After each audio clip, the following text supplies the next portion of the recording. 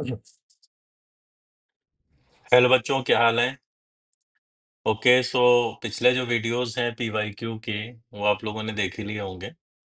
काफी सारे years cover कर रखे हैं, जिससे अगर आप प्रॉपर वीडियो भी देखते हो लास्ट मोमेंट पे, तो सारा कॉन्सेप्ट कवरेज प्लस उसके साथ जो भी लूप होल्स हैं वो हटते चले जाएंगे, प्रॉपर कॉन्सेप्ट आता चला जाएगा। नाउ नेक्स्ट टॉपिक जो है दैट इज मोल कॉन्सेप्ट। अभी मोल कॉन्सेप्ट जो है वो आजकल जेई एडवांस में ट्रेंड इस तरीके का है कि मोल कॉन्सेप्ट से सीधा क्वेश्चन आने की जगह उसको किसी और चैप्टर के साथ मर्ज करके पूछते हैं। ज्यादातर आजकल ओसी या आईओसी की कोई रिएक्शन उठा लेते हैं और उसके साथ मोल की कैलकुलेशन मर्ज कर देते हैं। तो प्योर क्वेश्चन आजकल कम पूछा जा रहा है मोल पर, मर्ज होके इस तरह का ज्यादा पूछा जा रहा है ओसी के साथ या आईओसी के साथ, है ना? तो हमें ध्यान रखना पड़ेगा वहां भी कि क्या रिएक्शन एग्जैक्टली है। अदरवाइज फिर हम नहीं अप्लाई कर पाएंगे अगर हमें रिएक्शन और प्रोडक्ट्स वगैरह का आइडिया नहीं है ना। इसको चेक करते हैं। देखो, जेई 2024 में एक बेसिक क्वेश्चन आया है। इस तरह का क्वेश्चन ऑलरेडी जेई एडवांस में काफी पहले आ चुका है, सिमिलर नहीं बट थोड़ा मिलता जुलता। देखते हैं क्या है क्वेश्चन में। तो देखो, इस क्वेश्चन में बोल रहे हैं कि एक कंप्लीट मोनोलेयर एसिटिक एसिड की बनानी है 1 ग्राम चारकोल पे, एंड 100 ml 0.5 मोलरिटी का एसिटिक एसिड हम इस काम के लिए यूज कर रहे हैं। तो कुछ एसिटिक एसिड मोनोलेयर बनाने में यूज हो जाता है और कुछ बच जाता है अनएड्सॉर्ब्ड, और जो बचा हुआ है उसको हम न्यूट्रलाइज करते हैं यूजिंग NaOH। अब हमें इतनी इंफॉर्मेशन से बताना है कि ईच मॉलिक्यूल अगर एसिटिक एसिड का P इंटू 10⁻⁻23 मीटर स्क्वायर इतना एरिया ऑक्युपाई करता है चारकोल पर, तो ये P का वैल्यू क्या है? और डेटा हमें गिवन है कि सरफेस एरिया चारकोल का 1.5 इंटू 10⁻² मीटर स्क्वायर है पर ग्राम, मतलब 1 ग्राम चारकोल का इतना एरिया होगा सरफेस एरिया, और एवोगाड्रो नंबर दिया है। तो सबसे पहले देखते हैं कि कितना एसिटिक एसिड बचा हुआ है, क्योंकि बचा वाला एसिटिक एसिड जो है वो तो NaOH के साथ न्यूट्रलाइज हो रहा है, और NaOH के साथ न्यूट्रलाइज हो रहा है तो उसको हम लिख सकते हैं CH3COONA प्लस H2O। अब NaOH कितना है भाई? 40 ml 1 मोलर, इसका मतलब 1 इंटू 40 मिलीमोल NaOH के यूज हुए बचे हुए एसिड को न्यूट्रलाइज करने में। ठीक है, और टोटल एसिड कितना था अगर चेक करो तो टोटल एसिड था 50 मिलीमोल, और NaOH जो कंज्यूम हुआ वो हुआ 40 मिलीमोल। रिएक्शन ऑलरेडी बैलेंस है, तो हम देख रहे हैं कि कितने मिलीमोल एसिटिक एसिड के कंज्यूम नहीं हुए। 10 मिलीमोल एसिटिक एसिड के कंज्यूम नहीं हुए। ये 10 मिलीमोल इसका मतलब क्या हुए थे? एड्सॉर्ब हुए थे चारकोल की सरफेस पे।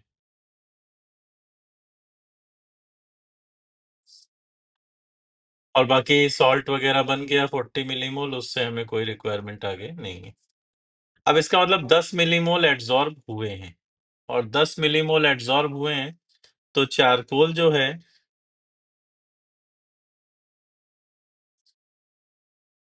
ये है 1 ग्राम, और 1 ग्राम का मतलब 1.5 इंटू 10⁻² मीटर स्क्वायर एरिया है। ठीक है, अब इतना अगर एरिया है चारकोल का, इतना चारकोल का एरिया है, तो CH3COOH के कितने मॉलिक्यूल एड्सॉर्ब हुए हैं? CH3COOH 10 मिलीमोल एड्सॉर्ब हुआ है। इसका मतलब 10 इंटू 10⁻³ मोल एड्सॉर्ब हुए हैं। और इतने मोल हैं, इसका मतलब पार्टिकल कितने हैं? 10 इंटू 10⁻³ इंटू एवोगाड्रो नंबर। इतने मॉलिक्यूल इसके एड्सॉर्ब हुए, और इतने मॉलिक्यूल अगर एड्सॉर्ब हुए हैं तो ये नंबर कितना है? ये नंबर आ रहा है 6 × 10⁻21। इतने मॉलिक्यूल्स आ रहे हैं, 6 × 10⁻21। अब चारकोल का जो सरफेस एरिया है वो 1.5 × 10⁻² है, सॉरी +2 है। इसका मतलब 150 मीटर स्क्वायर है सरफेस एरिया। तो एक मॉलिक्यूल कितना एरिया कवर करेगा? तो हम ऐसे लिख सकते हैं कि पर मॉलिक्यूल एरिया कितना है? एरिया है 150, और मॉलिक्यूल जो नंबर में है वो 6 × 10⁻21 है। तो ये वैल्यू आ जाएगी 150/6। और इसको अगर 10⁻³ में लिखना है तो ऐसे लिखेंगे। ठीक है भाई, अब इस तरीके से लिखेंगे तो जरा वैल्यू चेक कर लेते हैं कितनी है।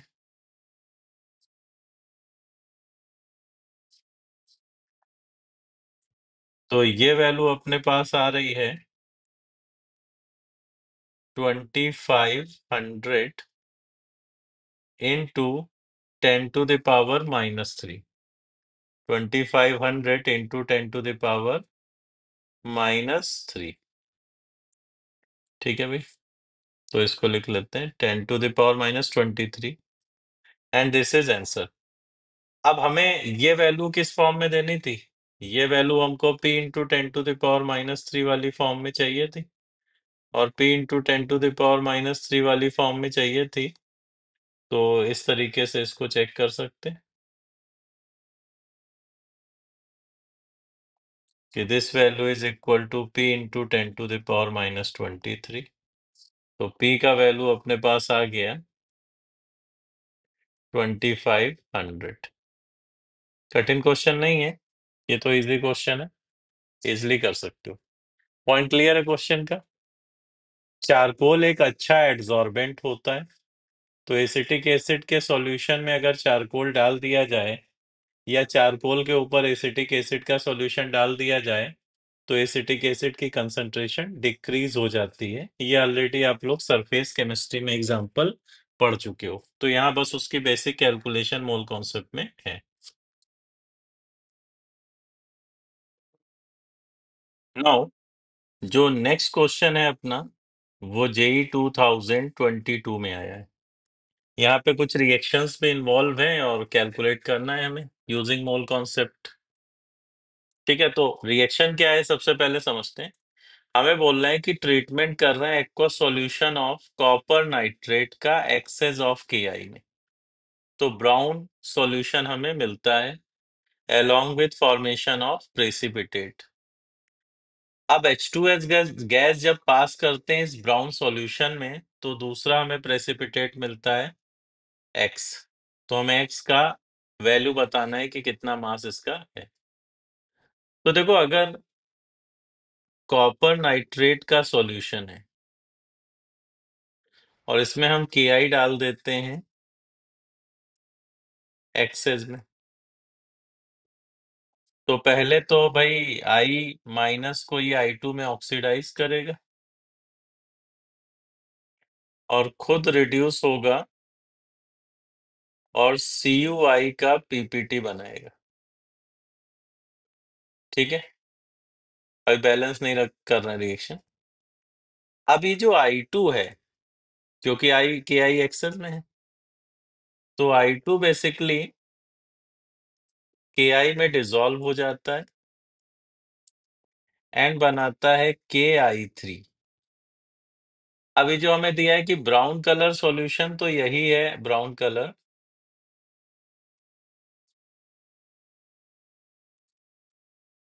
KI3। अब फर्दर जब H2S गैस पास करते हैं, तो H2S गैस पास करते हैं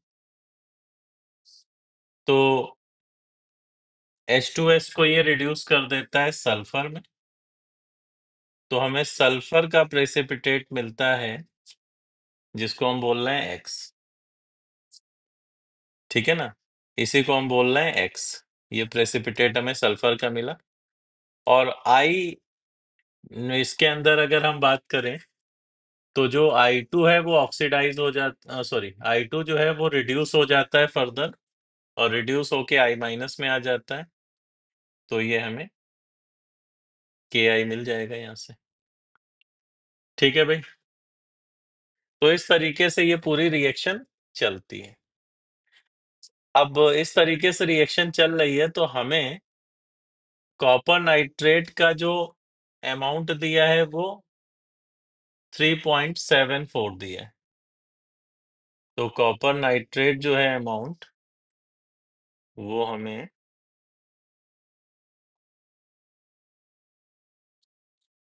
3.74 ग्राम दिया है। तो जरा चेक करते हैं कि कितने मोल आएंगे। तो वैसे मोलर मासेस क्वेश्चन में दिए हैं तो उन्हीं को यूज करके निकालना, तो तुम्हारी वैल्यू फिर एग्जैक्ट मैच करेगी आंसर से।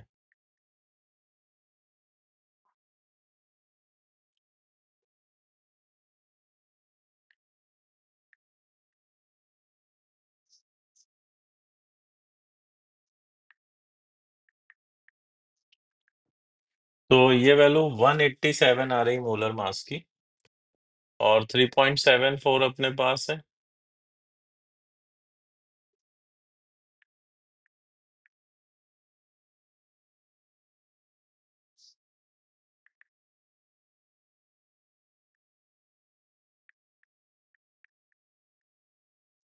तो ये 0.02 मोल एग्जैक्ट आ रहा है।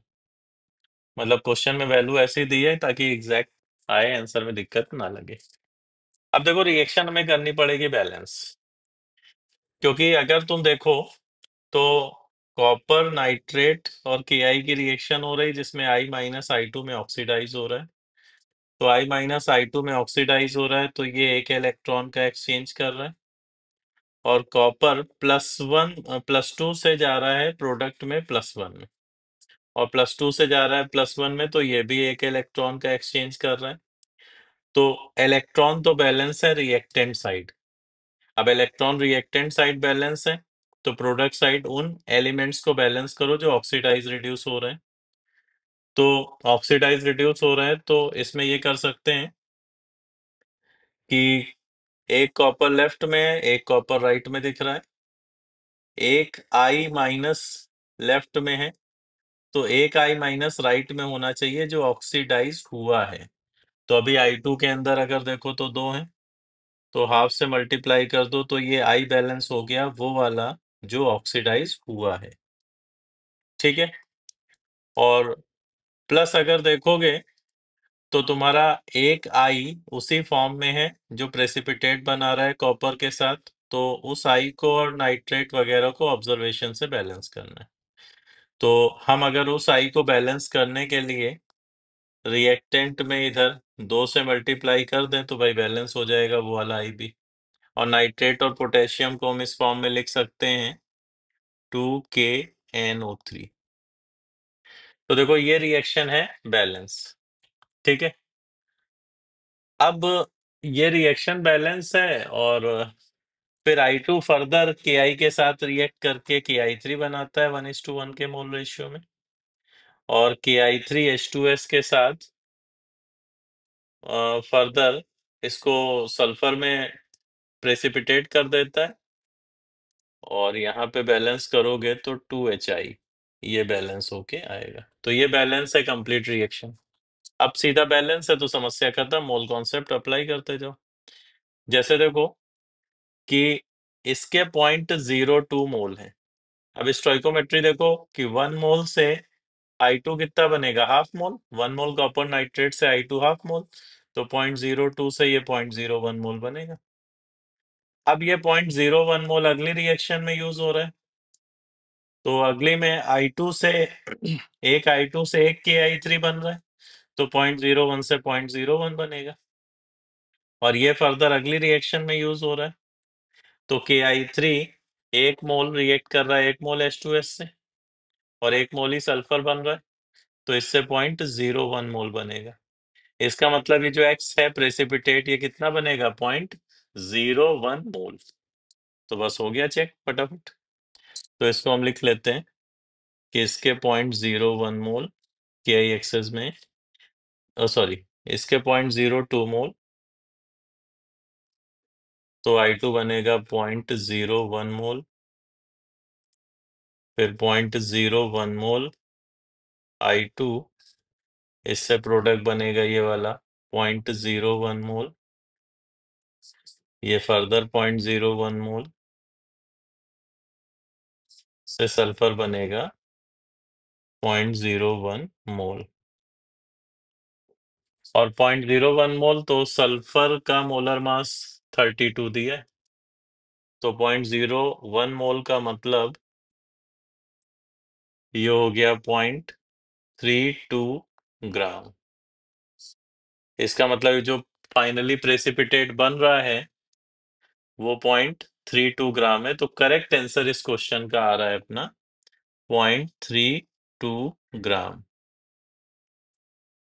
अब जेई का आंसर जो है, वो आंसर बेसिकली उन्होंने एक रेंज दे रखी है 0.31 से 0.33, कि इस रेंज में आ रहा है तो करेक्ट माना जाएगा। वैसे तो सीधा ही है, कोई समस्या है नहीं इसमें।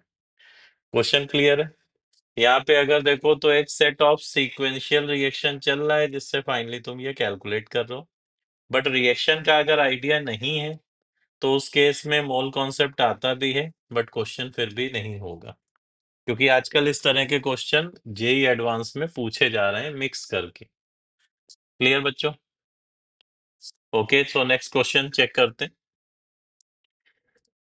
अब अगला जो क्वेश्चन स्क्रीन पर दिख रहा है ये भी इसी तरह का है कुछ कुछ, कि इसमें 1.24 ग्राम व्हाइट फास्फोरस को हम बॉइलिंग एनएच में डिसॉल्व करते हैं इनर्ट एटमॉस्फेयर में, तो गैस क्यू मिलती है। अब amount of copper sulphate required to completely consume the gas Q, ये पूछा। अब है क्या क्यू वो नहीं पता है तो गड़बड़ फिर होगी।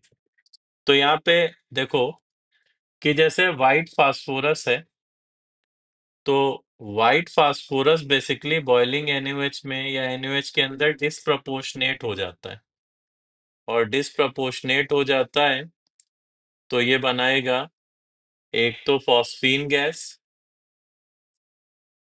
ठीक है ना,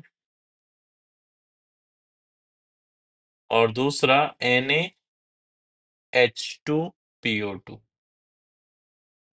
sodium hypophosphite, phosphine gas and this one. अब फर्दर क्या हो रहा है कि ये फॉस्फीन को जब हम कॉपर सल्फेट से पास करते हैं तो ये बेसिकली Cu3P2 में प्रेसिपिटेट हो जाती है, ब्लैक कलर का प्रेसिपिटेट बनता है Cu3P2 का। तो ये पहले तो रिएक्शन है जो हो रही है। अब आएगा फिर से मामला बैलेंस करो, तो बैलेंस करो तो डिस्प्रपोर्शनेशन रिएक्शन को तुम प्रोडक्ट साइड से बैलेंस कर सकते हो। वैसे देख लेते हैं यहाँ बैलेंसिंग। देखो, फास्फोरस P4 में जो है वो इसका ऑक्सीडेशन नंबर है 0, और फॉस्फीन में आ रहा है -3, और NaH2PO2 में इसका ऑक्सीडेशन नंबर आ रहा है +1। तो अगर देखें 0 से -3 आ रहा है तो फॉस्फीन में कितना चेंज हो रहा है? 3 इलेक्ट्रॉन का। और 0 से +1 इसमें आ रहा है तो कितना चेंज हो रहा है? 1 इलेक्ट्रॉन का। जैसे ध्यान दो, बैलेंसिंग में सिखा रहा हूँ, डायरेक्ट भी लिख सकता हूँ। जैसे हम रिएक्टेंट साइड से बैलेंस करते थे रेडॉक्स रिएक्शन, वैसे ही हम प्रोडक्ट साइड से भी बैलेंस कर सकते हैं, कोई समस्या नहीं।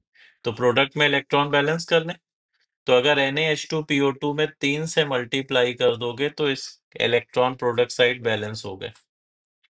अब उन एलिमेंट्स को जो ऑक्सीडाइज रिड्यूस हो रहे हैं नेक्स्ट हम बैलेंस करते हैं, तो फास्फोरस ही है बेसिकली। एक इधर है, 3 इधर है, तो 4 फास्फोरस है। तो यहाँ लेफ्ट साइड 4 है, ठीक है, बैलेंस हो गया भाई।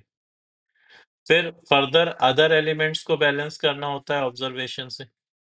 अदर एलिमेंट्स में अब अगर तुम ऑब्जर्व करो तो यहाँ पे 3 Na है, तो 3 Na है तो ये 3 सोडियम को हमें बैलेंस करना पड़ेगा, तो लेफ्ट साइड NaOH में 3 से मल्टीप्लाई कर दिया तो सोडियम बैलेंस हो गया।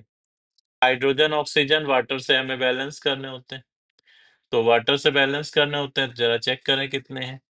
तो इधर देखो 3 हाइड्रोजन, इधर 6 हाइड्रोजन, टोटल 9 हाइड्रोजन है, और 9 में 3 इधर कम हो गए, तो इसका मतलब 6 हाइड्रोजन है। और 6 हाइड्रोजन के लिए कितना H2O जोड़ोगे? 3H2O। तो देखो ये रिएक्शन हो गई बैलेंस। अगली वाली भी कर लेते हैं, फिर फटाफट मोल कॉन्सेप्ट लगा देंगे। अगली वाली में तुम देखो तो ये सिंपल प्रेसिपिटेशन रिएक्शन हो रही है, और कुछ भी नहीं है, कोई रेडॉक्स चेंज नहीं है। तो प्रेसिपिटेशन हो रही है तो प्रोडक्ट साइड से ऑब्जर्व करो, 3 कॉपर और 2 फास्फोरस चाहिए लेफ्ट में। तो 3 कॉपर तो 3 इसमें मल्टीप्लाई कर दो, 2 इसमें कर दो। रिएक्टेंट साइड ये बैलेंस हो गई। अब प्रोडक्ट साइड देखो क्या करना है। तो प्रोडक्ट साइड अगर देखो तो लेफ्ट साइड 3 सल्फेट है, तो इधर 3 सल्फेट लाने के लिए H2SO4 में 3 से मल्टीप्लाई कर दिया। चेक करो रिएक्शन बैलेंस है। तो ये काम किया हमने, पहले तो रिएक्शन क्या हो रही है, दूसरा उसको बैलेंस कर लिया। ये तुम फटाफट कर लोगे, यहाँ तो जस्ट मैं तुमको समझा रहा हूँ, सिखा रहा हूँ। वैसे एग्जाम में ये तुरंत तुरंत करोगे, तुम्हें याद ही होती है बल्कि रिएक्शन। अब 1.24 ग्राम व्हाइट फास्फोरस है, और 1.24 ग्राम व्हाइट फास्फोरस का मतलब मोल कितने हैं? P4 के 1.24 अपॉन मोलर मास दिया है 31, तो 4 इंटू 31, तो ये दिख रहा है 0.01 मोल। तो P4 के मोल है 0.01। तो अब अगर इसके 0.01 मोल हैं, तो इससे फॉस्फीन गैस कितनी बनेगी? स्टोइकोमेट्री बता रही है 1 मोल से 1 ही मोल बनती, तो 0.01 से 0.01 मोल बनेगी। अब फॉस्फीन के 0.01 मोल अगली रिएक्शन में आ गए। इसको जब कॉपर सल्फेट में पास करते हैं तो 2 मोल फॉस्फीन से 1 मोल बन रहा है CU3P2 का प्रेसिपिटेट, ठीक है। तो 1 मोल बन रहा है, तो हमें इसमें बताना है finally amount of copper sulphate required. तो कॉपर सल्फेट देखो 2 मोल के लिए 3 मोल रिक्वायर है कॉपर सल्फेट, तो 0.01 के लिए कितना रिक्वायर होगा? 3/2 इंटू 0.01, इतना मोल रिक्वायर होगा। और ये दोनों रिएक्ट करेंगे तो प्रेसिपिटेट कितना बनेगा? 0.01 मोल से 0.01/2 बनेगा, और ये 3/2 इंटू 0.01 बनेगा। तो हमें तो कॉपर सल्फेट बताना है, तो कॉपर सल्फेट जो है ये 0.03/2 इतने मोल बन रहा है कॉपर सल्फेट। और कॉपर सल्फेट अगर इतना बन रहा है तो मास पूछा गया है, तो मास के लिए इसमें मोलर मास से मल्टीप्लाई कर लिया जाए भाई। तो मोलर मास इसका सल्फेट हो गया 96, कॉपर हो गया 63, तो 159 आ रहा है। तो ये प्रोडक्ट अगर करें तो वैल्यू आ रही है 2.385 ग्राम। इसका मतलब कॉपर सल्फेट जो रिक्वायर्ड है वो 2.385 ग्राम रिक्वायर्ड है, ठीक है। तो दिस इज अवर आंसर। अब आंसर क्योंकि 2 डेसिमल प्लेसेस तक देना था,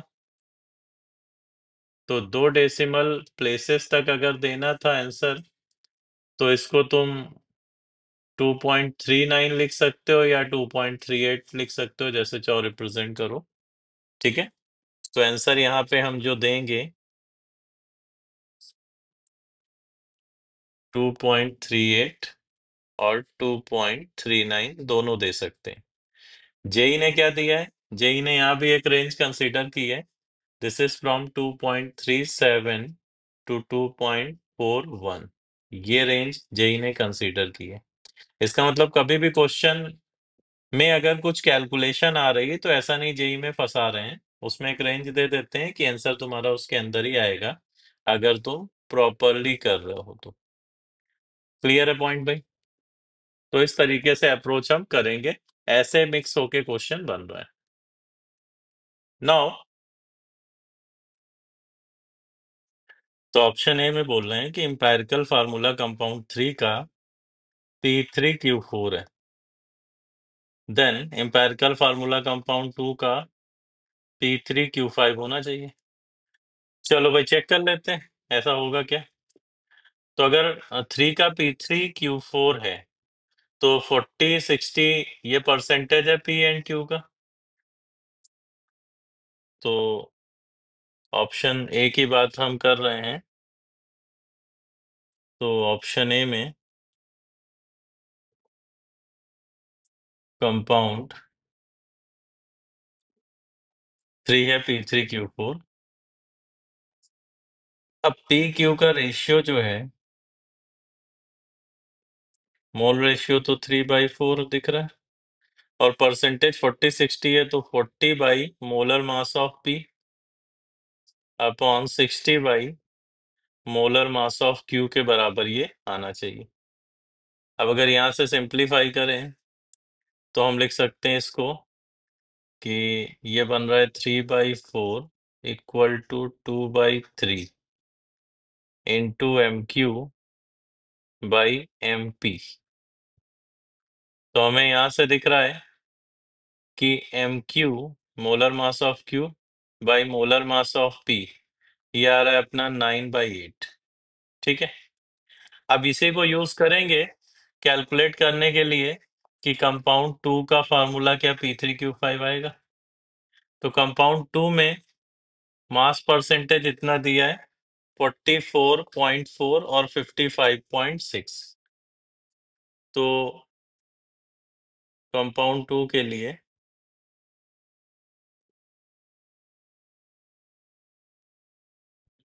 पी क्यू का अगर रेशियो निकालें तो मोल रेशियो पी क्यू का इस तरीके से चेक कर सकते हैं, 44.4 divided by molar mass of P and this divided by 55.6 by molar mass of Q।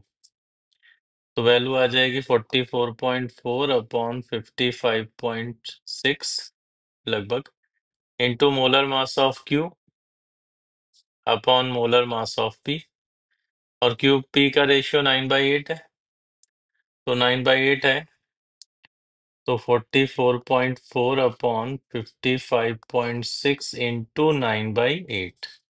तो यहाँ से चेक कर रहे हैं क्या मोल रेशियो वो आएगा जो फार्मूले में हमसे बोला जा रहा है। ठीक है, तो इस केस में अब अगर ये देखोगे तो ये लगभग 4:5 के आसपास है, अप्रोक्स चेक करते हैं, 4:5 के आसपास है। तो अगर ये देखो ये हो गया 2, तो ये रेशियो लगभग अप्रोक्स 9/10 आ रहा है, और 9/10 आने का मतलब फार्मूला लिखना चाहिए P9Q10, ये फार्मूला होना चाहिए कंपाउंड 2 का अगर कंपाउंड 1 का P3Q4 है। और हमें दिख रहा है कि ऑप्शन बोल रहा है कि P3Q5 होना चाहिए, तो इसलिए ऑप्शन ए तो रॉन्ग है जो गिवन कंडीशन के अकॉर्डिंग लिखा है ना। इसी तरह बी ऑप्शन भी चेक कर सकते हैं। बी ऑप्शन बोल रहे हैं एम्पेरिकल फार्मूला कंपाउंड 3 का P3Q2 है, अगर एटॉमिक वेट एलिमेंट P का है 20 देन Q का 45 होगा। ठीक है, तो P3Q2 अगर इसको कंसीडर करो कंपाउंड 3 को, तो ऐसे लिख सकते हैं ऑप्शन बी के लिए, P और Q का रेशियो 3:2, 40 60% है, तो 40 upon molar mass of P divided by 60 upon molar mass of Q। तो ये आ जाएगा सिंप्लीफाई होके 2/3 into molar mass of Q upon molar mass of P. तो हमें दिख रहा है कि यहाँ से रेशियो मिल रहा है molar mass of Q upon molar mass of P equal to 9/4। देखो ध्यान से, रेशियो कितना दिख रहा है? 9/4। अब अगर मोलर मास ऑफ पी मान लो 20 है, तो मोलर मास ऑफ क्यू कितना होगा? 9/4 इंटू 20। इसका मतलब 45 होगा मोलर मास ऑफ क्यू। ठीक है, तो बी ऑप्शन में हमको यही दिया है कि कंपाउंड 3 का फार्मूला अगर P3Q2 लें, एटॉमिक वेट P का अगर 20 है, देन एटॉमिक वेट Q का 45 होगा। तो ये करेक्ट आ रहा है। तो बी ऑप्शन इस केस में हमें दिख रहा है कि करेक्ट है। नौ इसी तरह से ऑप्शन सी पर चलते हैं। तो ऑप्शन सी में हमसे ये बोला जा रहा है कि एम्पिरिकल फार्मूला कंपाउंड 2 का अगर PQ है, देन 1 का P5Q4 होगा। तो 2 का अगर PQ है एम्पिरिकल फार्मूला, तो हम इस तरीके से लिख सकते हैं रेशियो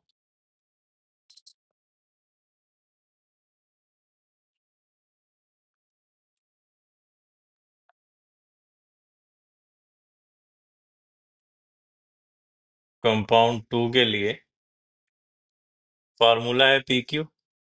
इसका मतलब P और Q के मोल रेशियो 1:1 है, और 1:1 है तो ये 44.4 है upon molar mass of P divided by 55.6 upon molar mass of Q। और ये अगर देखो तो 4:5 दिख रहा है कि नहीं? तो हम इसको लिख सकते हैं 4/5 into molar mass of P upon molar mass of Q। Sorry, molar mass of Q upon molar mass of P।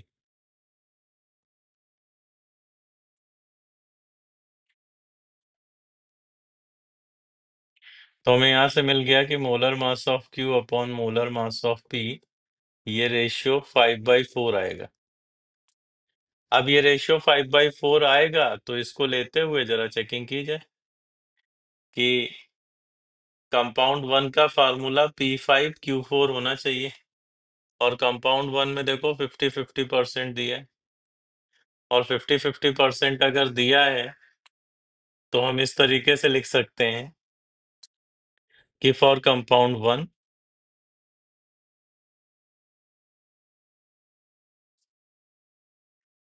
PQ का अगर रेशियो चेक किया जाए तो ये रेशियो हमें निकालना है, और दिया है 50-50%, तो 50 upon molar mass of P divided by 50 upon molar mass of Q। तो ये molar mass of Q upon P आ रहा है, दैट इज 5/4। तो फार्मूला यहां से जो बन रहा है दैट इज P5Q4। P5Q4 ये कंपाउंड 1 का फार्मूला बन रहा है, और हमें देखो क्वेश्चन में दिया भी है कि P5Q4 आ रहा है, तो ये तो करेक्ट आ रहा है भाई। तो ऑप्शन सी जो दिख रहा है दैट इज करेक्ट ऑप्शन। ऐसे ही डी को भी चेक करेंगे। डी में बोल रहे हैं कि atomic weight P and Q के अगर 75-35 है, देन एम्पिरिकल फार्मूला कंपाउंड 1 का P2Q होगा। तो अगर 70 एंड 35 एटॉमिक वेट हैं पी एंड क्यू के, तो देखो ऑप्शन डी के लिए पी क्यू का अगर रेशियो चेक करें तो हमें 50% दिया है, तो 50-50 ग्राम मान लिया, 50 upon molar mass of P upon 50 upon molar mass of Q. ठीक है, तो ये बन रहा है molar mass of Q upon molar mass of P, और पी का मोलर मास दिया जा रहा है 70, क्यू का दिया जा रहा है 35, तो ये 1/2 आ रहा है, और 1/2 का मतलब फार्मूला जो होगा वो PQ2 होगा। एम्पिरिकल फार्मूला कंपाउंड का क्या होगा? PQ2। और क्वेश्चन अगर चेक करें तो क्वेश्चन में ये P2Q दिया है, तो इसलिए ऑप्शन गड़बड़ है। PQ2 होता तो सही था। तो ये बेसिकली अगर देखोगे तो एम्पायरिकल फार्मूला वाला जो कॉन्सेप्ट है उसी पर बेस्ड क्वेश्चन है, लेकिन हमें सारे ऑप्शन चेक करने हैं तभी हम क्लियर कट बता पाएंगे। तो थोड़ा सा टाइम क्वेश्चन को सॉल्व करने में, पढ़ने में लग सकता है इस तरह के। ये क्लियर है पॉइंट। नेक्स्ट ये जेई एडवांस 2021 का क्वेश्चन है, और अच्छा क्वेश्चन है काफी। ऑर्गेनिक की रिएक्शन के साथ मिक्स करके बना हुआ है। तो इसमें x ग्राम टिन को HCl के साथ रिएक्ट कराते हैं और प्रोड्यूस करते हैं सॉल्ट, और पूरा सॉल्ट जो है वो रिएक्ट करता है y ग्राम नाइट्रोबेंजीन के साथ HCl की प्रेजेंस में, और 1.29 ग्राम ऑर्गेनिक सॉल्ट बनाता है क्वांटिटेटिवली। मोलर मासेस दिए, एक्स वाई की वैल्यूज बतानी है। तो सबसे पहले ये बहुत जरूरी है कि एग्जैक्टली हो क्या रहा है पूरे प्रोसेस में। तो देखो इसमें अगर नोटिस करो तो सबसे पहले तो टिन HCl के साथ अगर रिएक्ट कर रहा है तो ये सॉल्ट बनाएगा SnCl2 and H2 gas release होगी। अब ये जो सॉल्ट है SnCl2, ये बेसिकली HCl की प्रेजेंस में नाइट्रोबेंजीन के साथ रिएक्ट कर रहा है। तो नाइट्रोबेंजीन के साथ रिएक्ट कर रहा है, तो नाइट्रोबेंजीन को ये रिड्यूस कर देता है, और रिड्यूस करके बनाता है एनाइलिन। तो ये सपोज नाइट्रोबेंजीन है जो फाइनली कन्वर्ट हो रही है एनाइलिन में।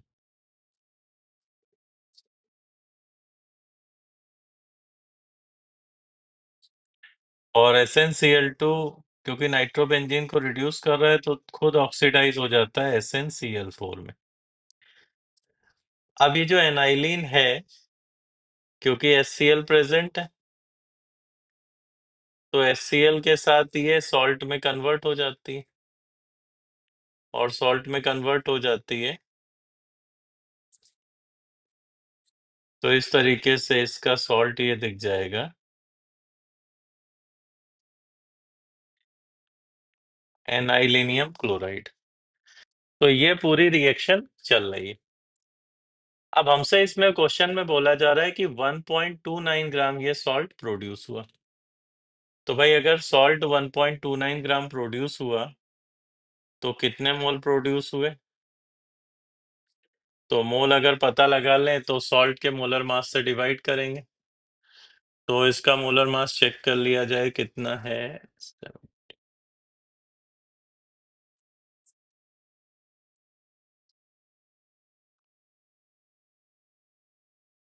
ये आ रहा है 129।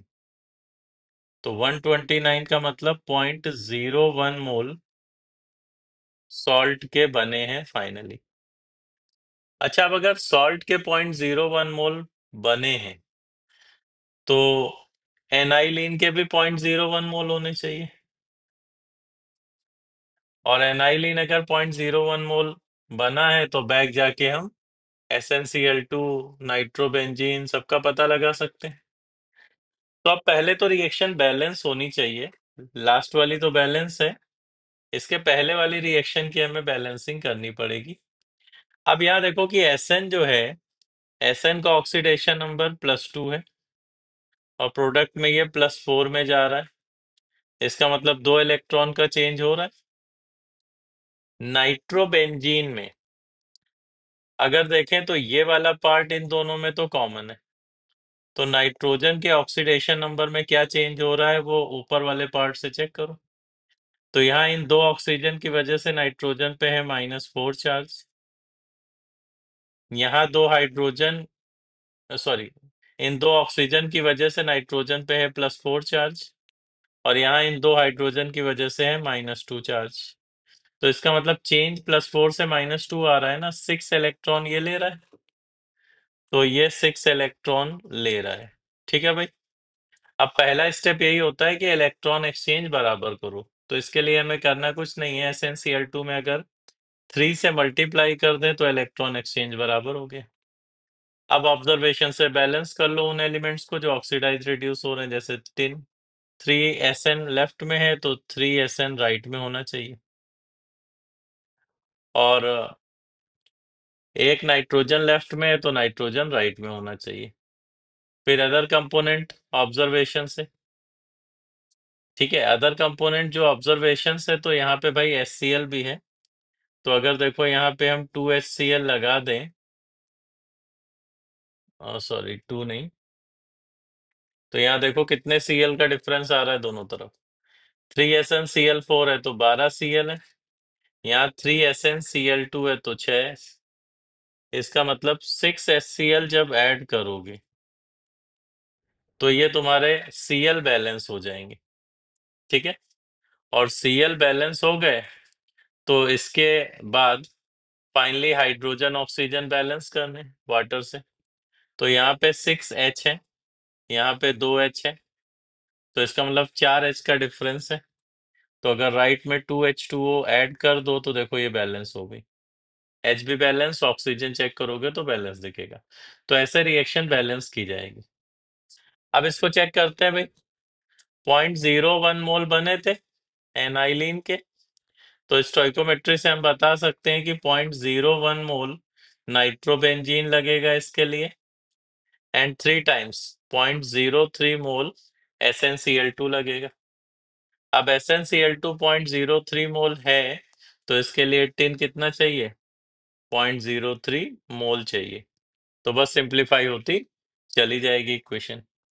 तो निकाल लेते हैं, क्योंकि हमें एक तो Sn का मास चाहिए, x ग्राम है जो कि, और दूसरा हमें नाइट्रोबेंजीन का मास चाहिए जो y ग्राम है। तो हमें दिख गया कि मोल एनाइलिन के 0.01 थे, तो स्टोइकोमेट्री से हम बता सकते हैं कि नाइट्रोबेंजीन हमें 0.01 मोल ही चाहिए। अब नाइट्रोबेंजीन अगर 0.01 मोल चाहिए तो SnCl2 0.03 मोल, और SnCl2 0.03 मोल तो पहली रिएक्शन बैलेंस है ऑलरेडी। तो इससे टिन कितना चाहिए? 0.03 मोल। तो इतना आ गया हमारे पास। तो दैट मीन्स कि Sn आया 0.03 मोल, और इसका मोलर मास है, क्वेश्चन में हमें दिया गया है मोलर मास, तो इसका मोलर मास 119 गिवन है, ठीक है। तो अब ये मल्टीप्लाई कर लें अगर, तो ग्राम में मास मिल जाएगा। दिस इज 3.57 ग्राम। और इसी तरह नाइट्रोबेंजीन,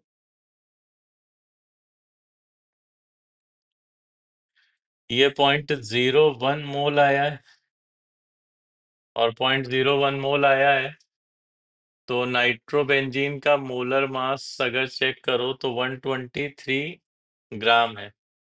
तो 0.01 इंटू 123, तो ये इसका मास आ जाएगा। तो ये वैल्यू 1.23 ग्राम आ गई। तो 1.23 ग्राम क्वेश्चन में हमको क्या दिया है? Y। और ये टिन का मास क्वेश्चन में दिया है X। तो इसका मतलब X की वैल्यू 3.57, Y की वैल्यू 1.23। X की वैल्यू 3.57, Y की 1.23 ग्राम। क्लियर हुआ भाई क्वेश्चन? तो यहाँ पे ऑर्गेनिक का रिएक्शन था, बट है तो रेडॉक्स रिएक्शन, तो उसको हम बैलेंस कर सकते हैं रेडॉक्स की टेक्निक से और सिंप्लीफाई कर सकते हैं। तो कुल मिला के मिला जुला रेडॉक्स मोल सब मिले जुले हैं इस क्वेश्चन में। Clear point? Now next question जो है ये जेई एडवांस 2020 का क्वेश्चन है, और आसानी है वैसे तो ये। अब इस क्वेश्चन में हमसे बोल रहे हैं कि एल्यूमिनियम जो है वो सल्फ्यूरिक एसिड के साथ रिएक्ट करके एल्यूमिनियम सल्फेट और हाइड्रोजन गैस बनाता है। तो कितना वॉल्यूम हाइड्रोजन गैस का इस कंडीशन में बनेगा? अगर 5.4 gram aluminium and 50 ml 5 molar का सल्फ्यूरिक एसिड यूज किया जा रहा है फॉर द रिएक्शन। तो यहाँ पे अगर चेक करें तो एल्यूमिनियम H2SO4 के साथ aluminium sulphate and H2 gas बना रहा है। बैलेंस कर लें रिएक्शन, तो एल्यूमिनियम में 2 से मल्टीप्लाई कर देते हैं, सल्फेट H2SO4 में 3 से कर देते हैं, तो फाइनली H2 बन रहा है, तो ये H2 बन जाएगा 3। ठीक है ना? तो ये बैलेंस रिएक्शन है और H2 है भाई गैस, तो कितना बनेगा इसका वॉल्यूम वो पूछा है। अब एल्यूमिनियम लिया गया है 5.4 ग्राम और H2SO4 लिया जा रहा है 50 ml 5 मोलरिटी का। तो सबसे पहले चेक कर लें कि दोनों के मोल कितने हैं, फिर लिमिटिंग रिएक्टेंट आइडेंटिफाई कर लेंगे और वहां से सिंप्लीफाई होके आ जाएगा। तो एल्यूमिनियम का मोलर मास तो 27 है, तो इसके मोल अगर चेक करोगे तो ये आ रहा है 0.2 मोल और H2SO4 जो है मोलरिटी 5 है और वॉल्यूम 50 है, तो मिली मोल तो 250 हो जाएंगे और मोल अगर इसके देखोगे तो 0.25 हो जाएंगे। तो ये दोनों के मोल निकाल लिए। अब हमें चेक करना होता है लिमिटिंग रिएक्टेंट।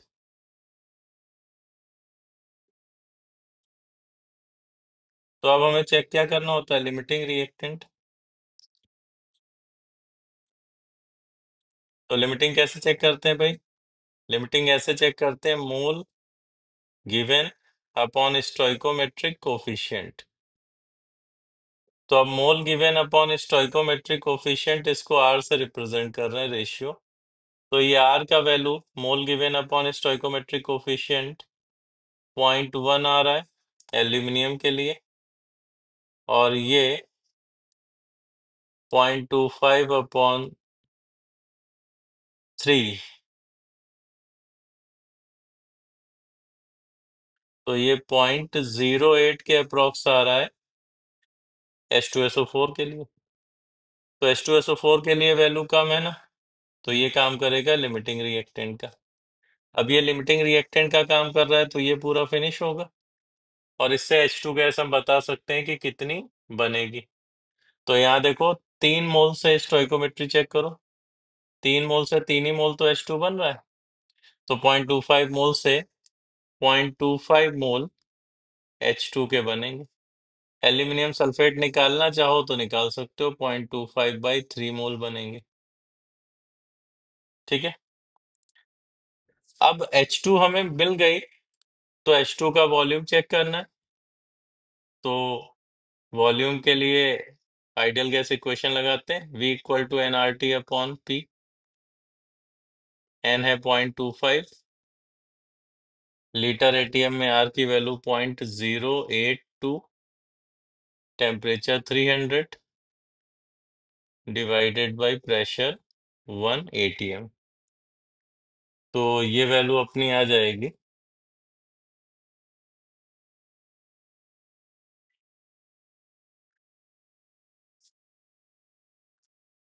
6.15 6.15 लीटर। तो ये H2 गैस का वॉल्यूम आ रहा है and this is your answer.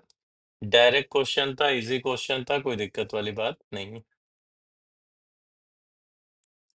ये क्वेश्चन भी काफी अच्छा है, ये ऑर्गेनिक के साथ मिक्स करके मोल कॉन्सेप्ट को पूछा गया है। तो 2018 में जेईई एडवांस में ये क्वेश्चन आया था।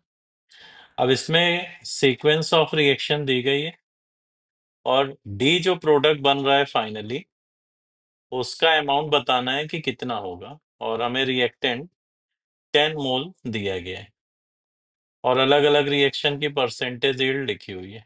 ठीक है, तो सबसे पहले तो देख लेते हैं प्रोडक्ट क्या क्या बनेंगे, फिर उसकी यील्ड पर बात कर लेंगे। तो देखो प्रोडक्ट क्या क्या बनेंगे? सबसे पहले अगर देखो तो ये हमें एसिटोफिनोन दिया है। अब एसिटोफिनोन दिया है और NaOBr के साथ रिएक्शन करा रहे हैं। तो इसमें ये वाला जो ग्रुप है CH3CO ग्रुप, ये क्या करेगा? हेलो फॉर्म रिएक्शन करेगा। और हेलो फॉर्म रिएक्शन करेगा तो यहाँ जो प्रोडक्ट ए बनेगा, वो प्रोडक्ट ए बनेगा sodium benzoate, but medium acidic है। तो कुल मिला के ए क्या बनेगा? Benzoic acid. तो अगर हम रिएक्शन लिखें तो ए प्रोडक्ट हमारा है बेंजोइक एसिड। अब बेंजोइक एसिड अमोनिया के साथ रिएक्ट कराओगे तो एसिड बेस रिएक्शन होगी, अमोनियम बेंजोएट बनेगा। और अमोनियम बेंजोएट को अगर हीट करोगे तो बी प्रोडक्ट जो हमें नजर आएगा फाइनली, वो क्या नजर आएगा? वो नजर आएगा बेंजामाइड। ठीक है। अब बेंजामाइड में अगर Br2 की रिएक्शन कराते हैं KOH साथ में लेके, तो Br2 की रिएक्शन जब KOH साथ में लेके कराओगे तो ये रिएक्शन अगर देखो तो हॉफमैन ब्रोमेमाइड रिएक्शन है, हॉफमैन ब्रोमामाइड रिएक्शन। तो ये फाइनली Br2 KOH के साथ मिलके क्या बनाएगा? बेंजामाइड को ही कन्वर्ट कर देगा एनाइलीन में। तो प्रोडक्ट सी जो हमें मिलेगा वो क्या मिलेगा? एनाइलीन। अब एनाइलीन है तो इसकी Br2 के साथ रिएक्शन करा रहे हैं और एसिटिक एसिड लिया है, Br2 3 इक्विवेलेंट लिया है। तो हमें पता है कि अब NH2 ग्रुप जो है वो एक्टिवेटिंग ग्रुप है कि नहीं? और एक्टिवेटिंग ग्रुप है तो ब्रोमीन को रिडायरेक्ट करेगा आर्थो पैरा, और आर्थो पैरा पोजीशन पे रिडायरेक्ट करेगा तो प्रोडक्ट क्या बनेगा? प्रोडक्ट बन जाएगा 2,4,6 ट्राई ब्रोमो एनाइलिन। तो अगर सीक्वेंस में हम प्रोडक्ट लिखते चले जाएं तो इस तरीके से हम देख सकते हैं। फिर इस पर कैलकुलेशन करेंगे कि हमको जैसे स्टार्टिंग में दिया है एसिटोफिनोन,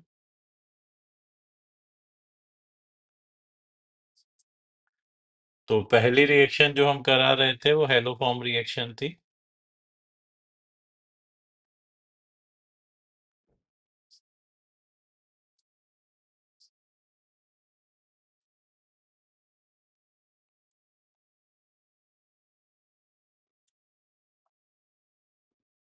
तो यहाँ से ये फाइनली हमें मिलेगा बेंजोइक एसिड।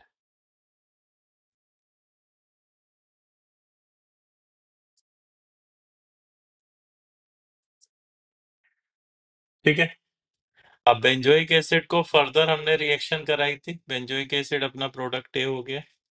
इसको फर्दर रिएक्शन कराई थी अमोनिया के साथ और फिर हीट कर दिया था। तो अमोनिया के साथ तो ये बेंजोएट में कन्वर्ट हो जाएगा जो हीट करके बेंजामाइड बनाएगा। तो ये वाला हो गया हमारा रिएक्शन।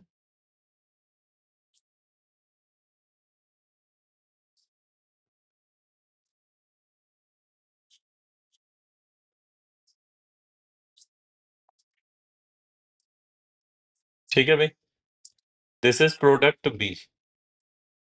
और प्रोडक्ट बी को हम फर्दर Br2 के साथ करा रहे थे रिएक्शन,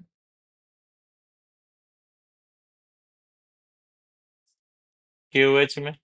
तो this is Hofmann bromamide reaction और ये फाइनली इसको कन्वर्ट कर देगा एनाइलीन में।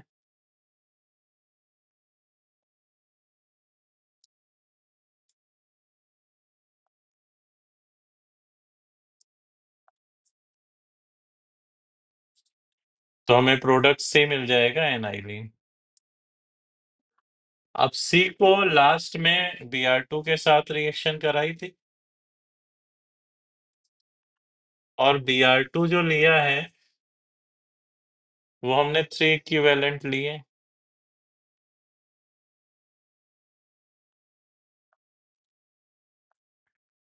तो ये आर्थो पैरा पे रिडायरेक्ट करेगा ब्रोमीन को। तो फाइनल प्रोडक्ट हमें जो मिलेगा दिस इज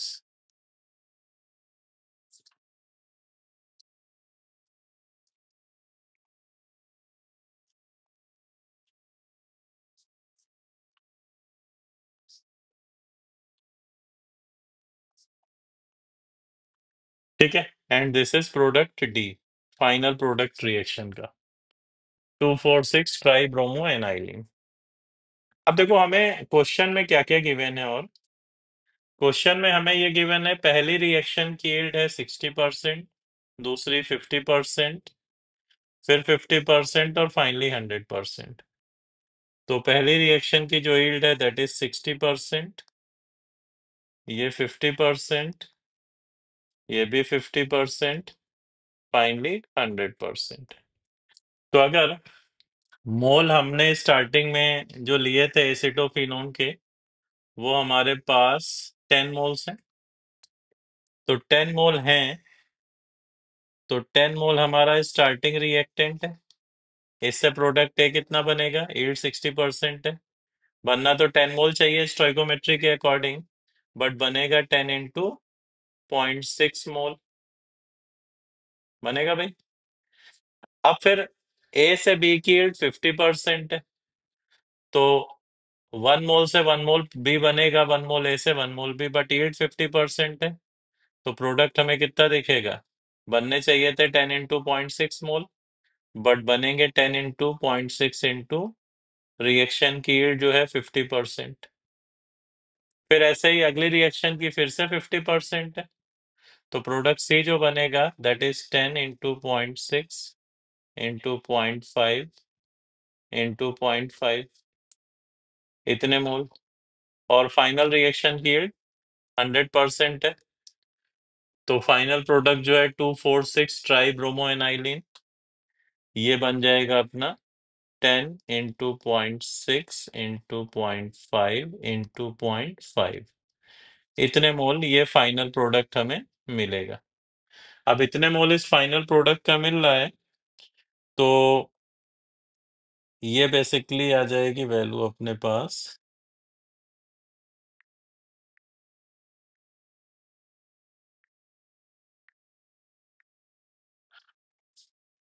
1.5 मोल आ रहा है, तो फाइनल प्रोडक्ट हमारा 1.5 मोल आ रहा है। अब हमें पूछा गया है क्वेश्चन में कि अमाउंट कितना है डी का ग्राम में, तो अमाउंट डी का ग्राम में तो पहले इसका मोलर मास चेक कर लिया जाए, और मोलर मास अगर इसका कैलकुलेट करें तो ये मोलर मास की वैल्यू ये आ रही है 330 ग्राम। मोलर मास इसका कितना आ रहा है, 330 ग्राम। अब मोलर मास अगर इतना है तो मास कितना हो जाएगा, मास हो जाएगा डी का मोल इंटू मोलर मास।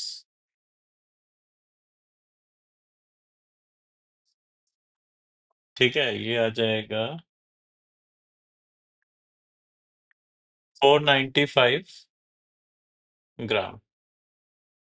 तो प्रोडक्ट डी जो बना आफ्टर ईल्ड्स जो हमने यूज कर ली, ये बन रहा है 495 gram, and this is our answer. ठीक है, तो इस क्वेश्चन में अगर देखो तो एक तो परसेंटेज यील्ड का कॉन्सेप्ट यूज हो गया है,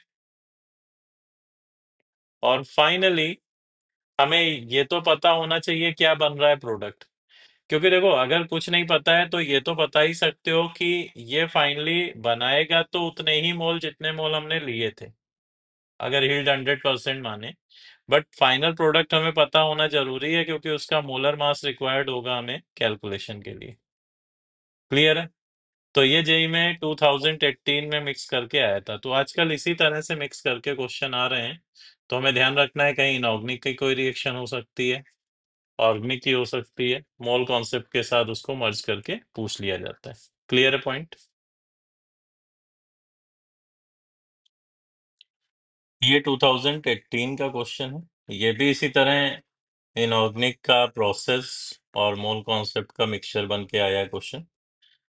अब इसमें क्या बोल रहे हैं कि गैलेना जो है ये लेड का और होता है बेसिकली, इसको हम पार्शली ऑक्सीडाइज करते हैं एयर के साथ, मतलब कुछ ऑक्सीडाइज होता है कुछ वैसे ही रहेगा, और कुछ टाइम के बाद एयर पास करना बंद कर देते हैं और हीट करते हैं, और हीट करने से क्या होता है कि इसका सेल्फ रिडक्शन होता है और फाइनली लेड में कन्वर्ट होता है। तो कितना लेड प्रोड्यूस हुआ पर केजी ऑफ O2 गैस, ये हमको बताना है इस प्रोसेस में। तो अगर प्रोसेस समझे तो देखो, पीबीएस है, इसको बोलते हैं गैलन, और ये बेसिकली एयर पास कर रहे हो तो O2 में ऑक्सीडाइज हो रहा है, और ऑक्सीडाइज होके पीबीओ एंड SO2 बना रहा है। तो ये रिएक्शन बैलेंस कर देते हैं। तो ये रिएक्शन बैलेंस करें तो पीबीएस में 2 से और इसमें 3 से मल्टीप्लाई कर दे रहे हैं,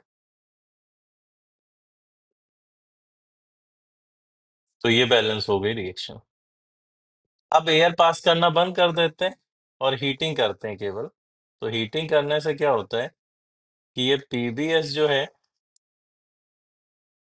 वो पीबीओ के साथ सेल्फ रिडक्शन में चला जाता है और बनाता है लेड और SO2 गैस।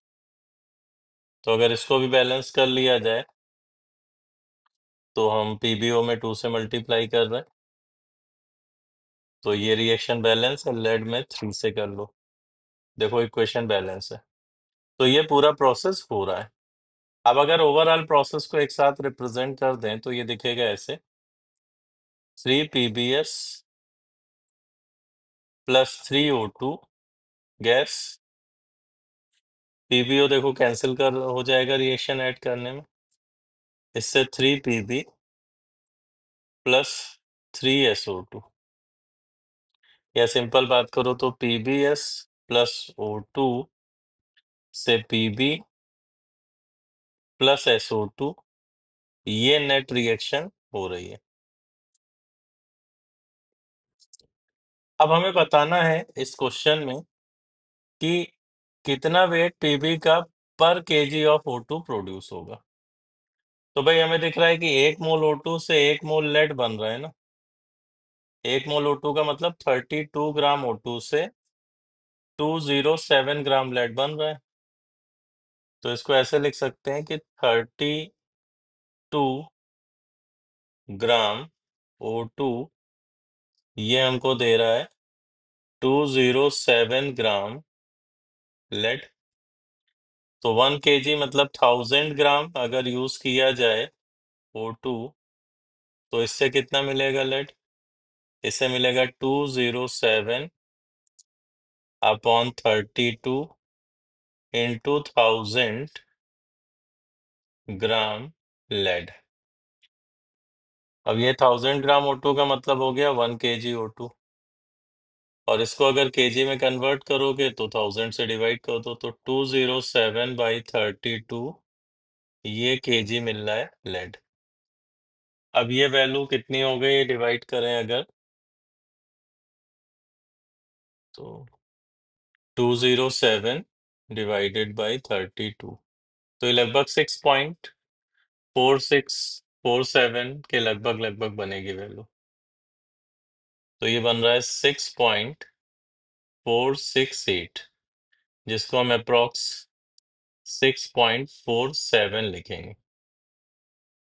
तो 1 kg O2 इतने केजी लेड प्रोड्यूस करेगी, ये हमें यहाँ से मिल रहा है। तो आंसर क्वेश्चन का ये हो जाएगा 6.47। क्लियर है भाई? नाउ ऐसे ही अगला क्वेश्चन चेक करें ये। तो ये नेक्स्ट क्वेश्चन जो है, इस पर हमसे ये बोला जा रहा है कि अमोनिया जो है वो अमोनियम सल्फेट और कैल्शियम हाइड्रोक्साइड की रिएक्शन से प्रोड्यूस करते हैं, और इस अमोनिया को हम यूज कर लेते हैं NiCl2.6H2O इसके साथ, और स्टेबल कोऑर्डिनेशन कंपाउंड में कन्वर्ट कर देते हैं। तो रिएक्शन अगर मान रहे हैं 100% कंप्लीट है, तो 1584 ग्राम एल्यूमिनियम सल्फेट और 952 ग्राम NiCl2.6H2O यूज अगर करें तो कॉम्बाइंड वेट जिप्सम और निकल अमोनिया कोऑर्डिनेशन कंपाउंड का कितना प्रोड्यूस होगा, ये हमें चेक करना है। तो देखो बेसिकली रिएक्शन समझनी पड़ेगी कि चल क्या रहा है। तो देखो अमोनियम सल्फेट को अगर हम कैल्शियम हाइड्रोक्साइड से रिएक्ट कराते हैं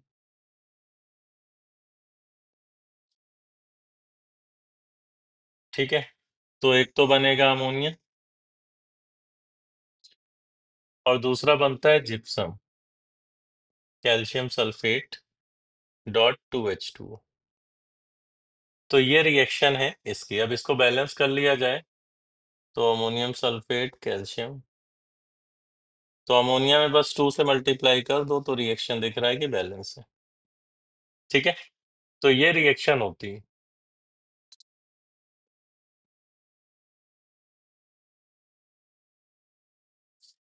अब इसमें तुमको जो दिया जा रहा है वो 1584 इतने ग्राम अमोनियम सल्फेट दिया जा रहा है, और 1584 ग्राम है, तो इसके अगर हम मोल चेक कर लें तो मोलर मास से इसको डिवाइड कर लो भाई, तो ये आ रहा है 12 मोल। तो 12 मोल अमोनियम सल्फेट है। अब 12 मोल अमोनियम सल्फेट अगर रिएक्ट करेगा तो 24 मोल अमोनिया बनेगी एंड 12 मोल जिप्सम बनेगा। अब ये 24 मोल अमोनिया अगली रिएक्शन में इन्वॉल्व है, और इसके साथ NiCl2 के साथ ये कॉम्प्लेक्स बनाती है स्टेबल, कोऑर्डिनेशन कंपाउंड बनाती है स्टेबल।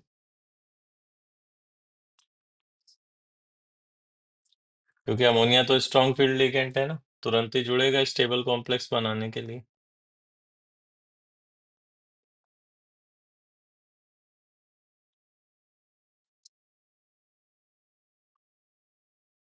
तो अमोनिया इस तरीके से कॉम्प्लेक्स में कन्वर्ट कर देती है NiCl2.6H2O को।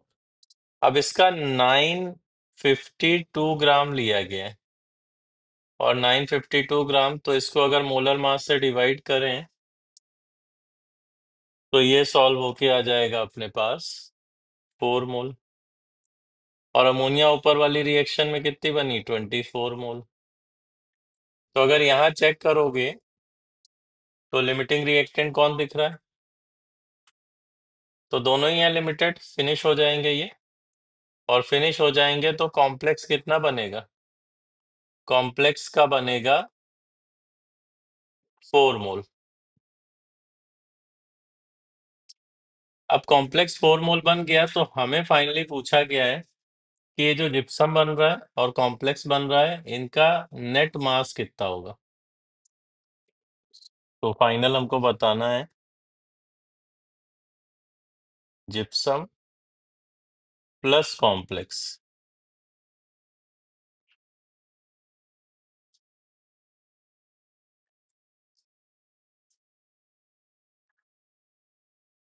कि इसका नेट मास कितना होगा। तो जिप्सम तो अपना बन गया 12 मोल, और ये बन गया था कॉम्प्लेक्स 4 मोल। तो अगर मोलर मास से मल्टीप्लाई कर दें तो जिप्सम का मोलर मास है 172, तो ये मल्टीप्लाई करने के बाद ये आ रहा है 2064 ग्राम में, और कॉम्प्लेक्स इसी तरह इसका मोलर मास निकल रहा है 232, तो ये वैल्यू आ रही है 928 ग्राम। तो ओवरऑल सम इनका कितना हो गया,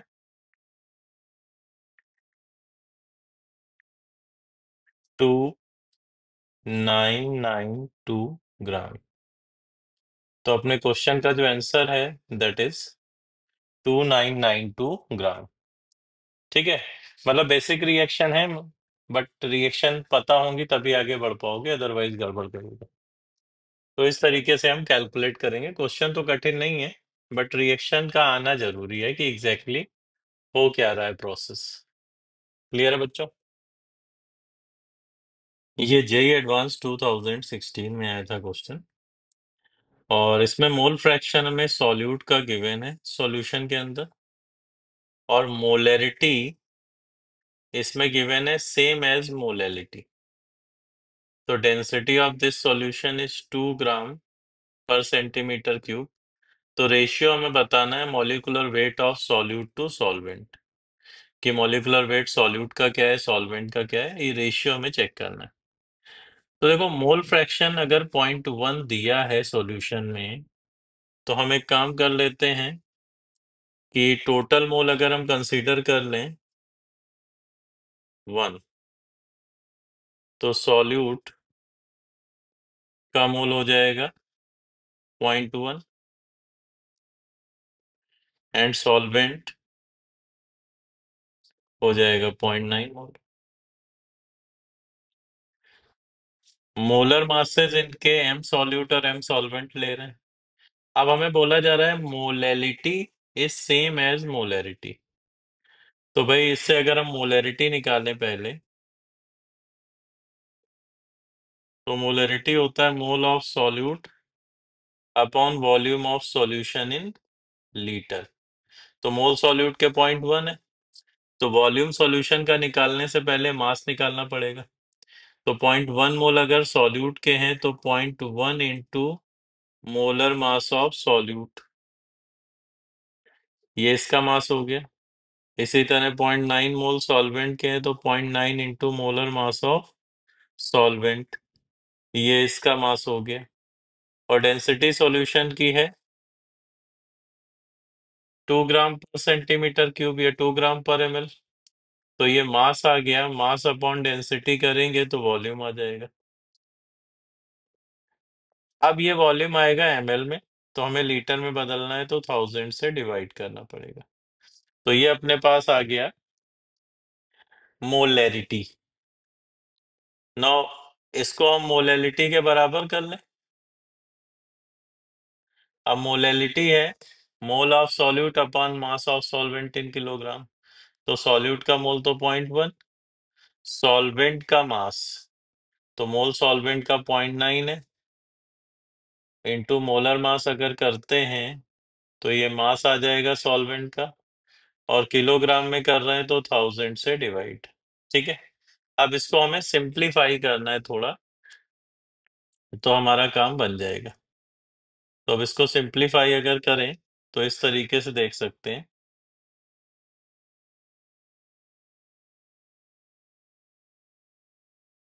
कि जो कॉमन टर्म कट रहे हैं उनको काट लो पहले। देखो ये 0.1 जा रहा है, 0.1, 1000 जा रहा है, 1000। तो लेफ्ट साइड हम लिख रहे हैं कि 2 डिवाइडेड बाई, और 0.1 हटा दो सबका, तो लिख पाएंगे M solute plus 9 into M solvent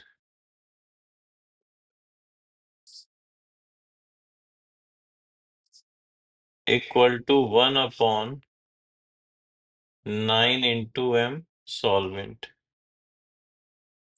ठीक है भाई, ये बन रहा है। अब ये हो जाएगा इधर 18 into M solvent equal to M solute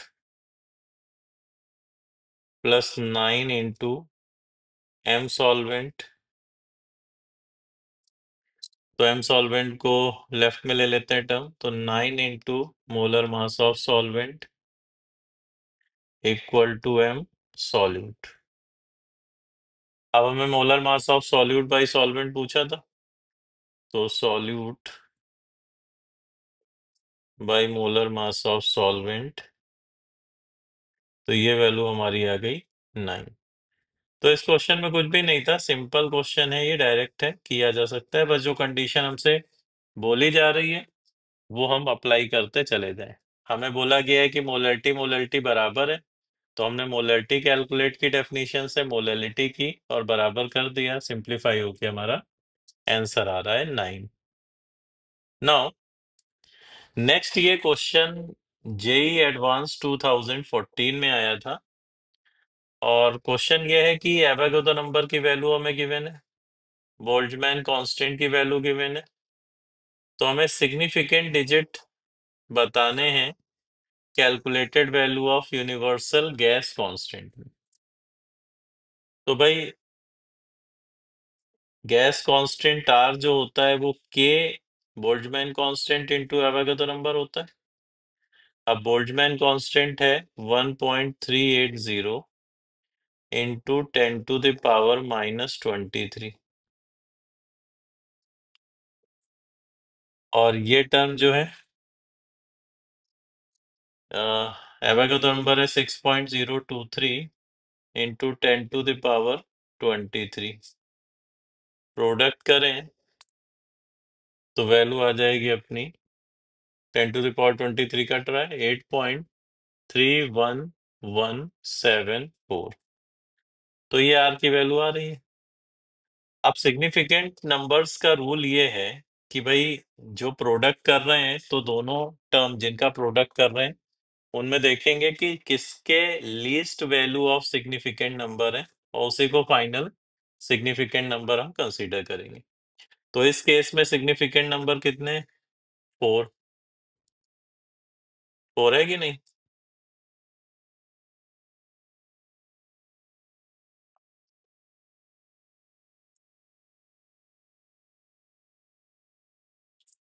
और ऐसे ही इस केस में कितने? यहाँ भी 4 ही है।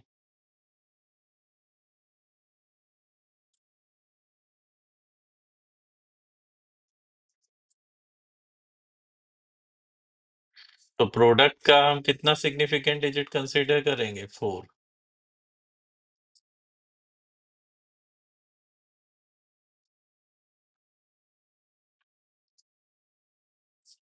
तो प्रोडक्ट जो आर गैस कांस्टेंट है उसमें सिग्निफिकेंट डिजिट तो जो दिखेंगे 4। और 4 तो इसकी वैल्यू हम कैसे रिप्रेजेंट करेंगे? 8.312।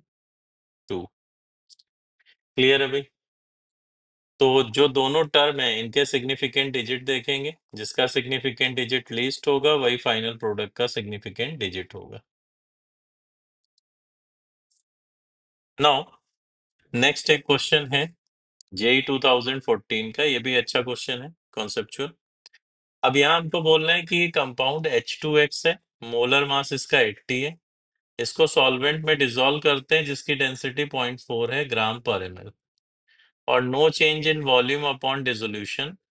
तो मोलेलिटी 3.2 मोलर सॉल्यूशन की बतानी है। इसका मतलब जो सॉल्यूशन का वॉल्यूम था, मतलब अगर हम बात करें कि सॉल्वेंट का जो वॉल्यूम था, सॉल्यूट मिलाने के बाद अगर सॉल्यूशन बन गया तो उस वॉल्यूम में क्योंकि कोई चेंज हुआ नहीं तो सॉल्यूशन का भी वही वॉल्यूम होगा। इसका मतलब पहली कंडीशन हमें यहाँ ये दे रहे हैं कि सॉल्वेंट और सॉल्यूशन का सेम वॉल्यूम, क्योंकि वॉल्यूम में कोई चेंज आ ही नहीं है। अब अगर 3.2 मोलरिटी दी गई है, मोलरिटी अगर 3.2 है, तो हम इसको ऐसे ब्रेक कर सकते हैं कि अगर वॉल्यूम सॉल्यूशन का 1000 ml लिया जाए तो इसमें सॉल्यूट के मोल कितने होंगे? डेफिनेशन के हिसाब से 3.2 मोल होंगे सॉल्यूट के, होंगे कि नहीं? अब जो वॉल्यूम सॉल्यूशन का है वही वॉल्यूम सॉल्वेंट का है। इसका मतलब सॉल्वेंट का वॉल्यूम 1000 ml है, और वॉल्यूम 1000 ml है तो मास कितना होगा सॉल्वेंट का? डेंसिटी हमें दी गई है 0.4 ग्राम पर ml, तो वॉल्यूम इंटू डेंसिटी मास आ गया, तो दैट इज 400 ग्राम। अब 400 ग्राम सॉल्वेंट का मास आ गया। अब अगर मोलैलिटी निकालनी है तो डेफिनेशन क्या है? Mole of solute upon mass of solvent in kilogram. तो ये वैल्यू आ रही है 8। इसका मतलब हम बोल सकते हैं कि मोलैलिटी 3.2 मोलर सॉल्यूशन की कितनी आ रही है? 8। And that is your answer. तो ये लाइन बड़ी इंपॉर्टेंट है जो यहाँ पे लिखी हुई है कि नो चेंज इन वॉल्यूम और अपॉन डिसोल्यूशन। इसका मतलब ही है कि वॉल्यूम्स सॉल्वेंट में अगर तुम सॉल्यूट मिलाओगे भी तो कोई चेंज नहीं आएगा, मीन सॉल्यूशन और सॉल्वेंट का वॉल्यूम क्या होगा? सेम वॉल्यूम होगा। पॉइंट क्लियर है? ओके, सो ये नेक्स्ट क्वेश्चन एक और है। ये 2012 में आया था क्वेश्चन। ये भी मोल कॉन्सेप्ट कंसंट्रेशन टर्म पर बेस है। अब इसमें हमें HCl का एक सॉल्यूशन दिया हुआ है, डेंसिटी दी हुई है, और वॉल्यूम पूछा है इस सॉल्यूशन का कितना रिक्वायर होगा to prepare 200 ml 0.4 molar HCl। इसका मतलब समझ लो कि एक गिवन जो सॉल्यूशन है हमारे पास स्टॉक में, उससे हम ये फाइनल तैयार कर रहे हैं सॉल्यूशन, तो पूछा है कितना वॉल्यूम ले। तो इससे अगर हम ये सॉल्यूशन तैयार कर रहे हैं, इसका मतलब हम वाटर ऐड सब्सट्रैक्ट करके फाइनल ये बना रहे हैं। तो रिक्वायर्ड वॉल्यूम हमसे पूछा है। तो इस केस में जितना HCl होगा इनिशियली, उतना ही HCl होना चाहिए फाइनली, क्योंकि डाइल्यूशन जब करते हो तो कोई भी चेंज नहीं आता सॉल्यूट के अमाउंट में।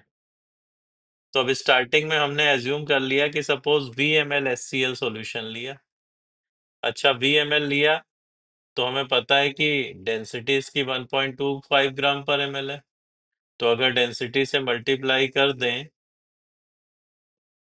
तो हमारे पास मास आ गया कितना HCl का लिया स्टार्टिंग में, सॉल्यूशन का कितना मास लिया। अब इसमें पूरा HCl नहीं है बल्कि 29.2% वेट बाय वेट HCl है। तो अगर सॉल्यूशन का इतना मास है तो HCl का कितना मास होगा, this into percentage weight by weight. तो ये हमारे पास HCl का मास आ गया इनिशियली। अच्छा, फाइनली भी इतना ही होना चाहिए। फाइनली अगर देखो तो मोलरिटी 0.4 है और वॉल्यूम 200 ml है। तो molarity into volume in litre, ये HCl के मोल होते हैं कि नहीं, लिख सकते हैं। और मोल अगर इतने हैं तो मोलर मास से मल्टीप्लाई करो, दैट इज 36.5। तो ये मास HCl का फाइनली आ गया। तो हमने इनिशियल मास और फाइनल मास को इक्वेट कर दिया। नाउ हम सिंप्लीफाई कर सकते हैं।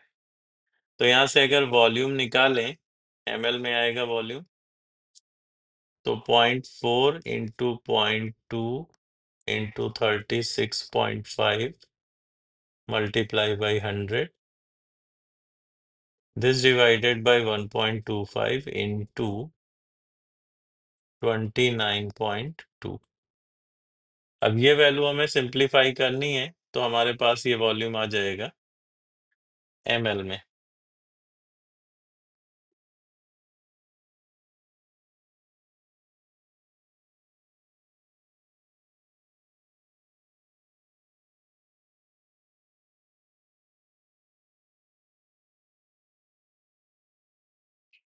तो ये वैल्यू आ रही है 8,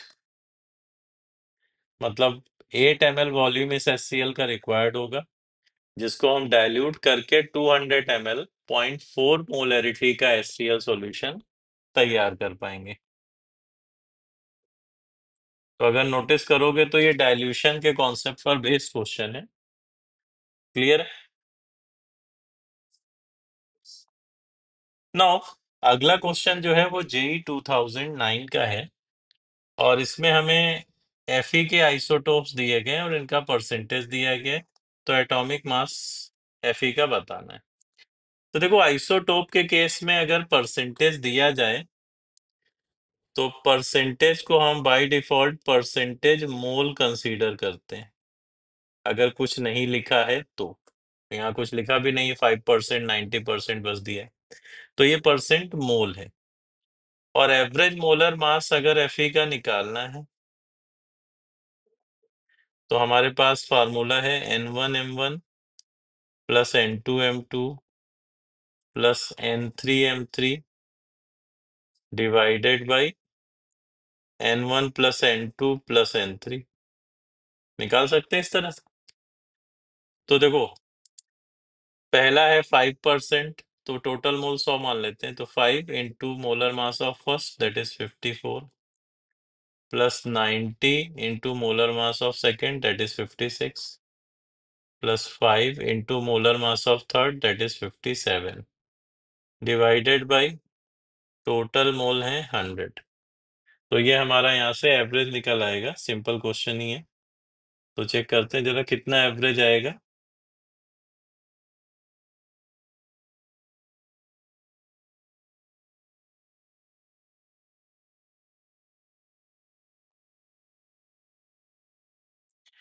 तो ये वैल्यू आ रही है 55.95 कैलकुलेट होगी। ठीक है भाई।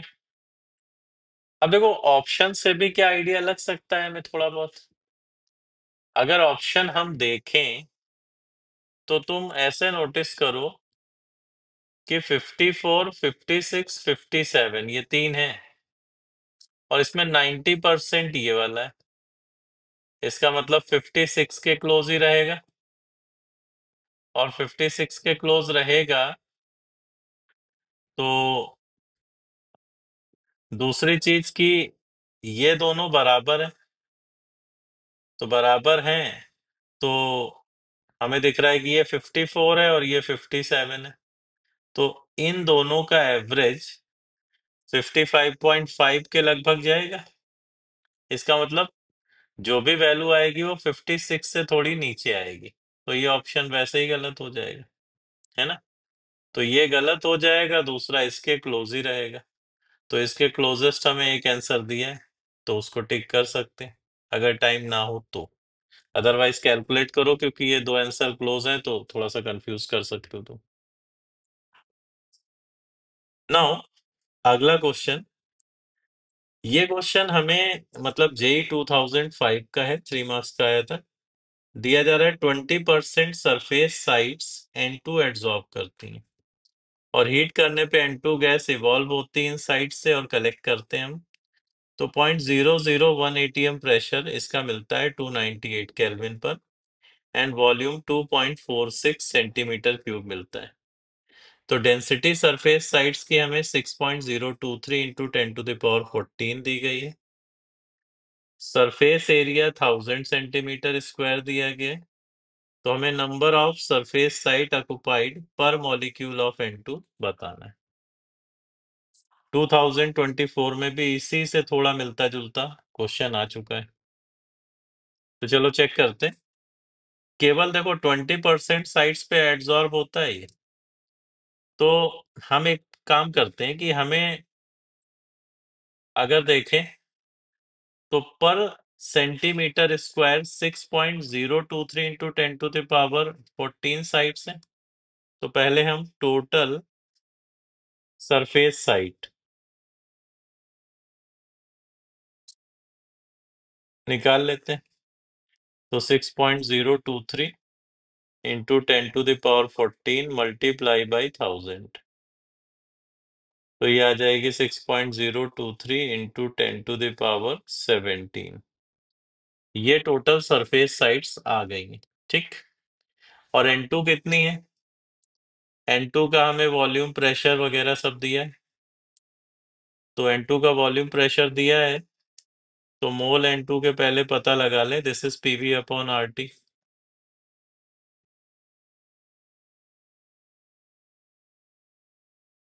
सेंटीमीटर क्यूब में वॉल्यूम है, डेसीमीटर में ले रहे हैं, तो पीवी प्रेशर एटीएम में अपॉन आरटी।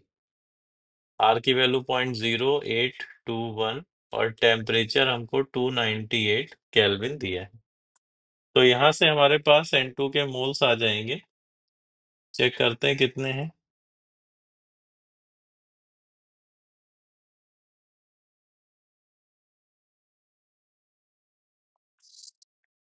ठीक है, तो ये आ रहे हैं 10⁻⁻7 मोल। ये N2 के मोल जो यहाँ से निकल रहे हैं वो 10⁻⁻7 मोल। तो मॉलिक्यूल कितने हैं? मॉलिक्यूल हो गए 10⁻⁻7 इंटू एवोगाड्रो नंबर।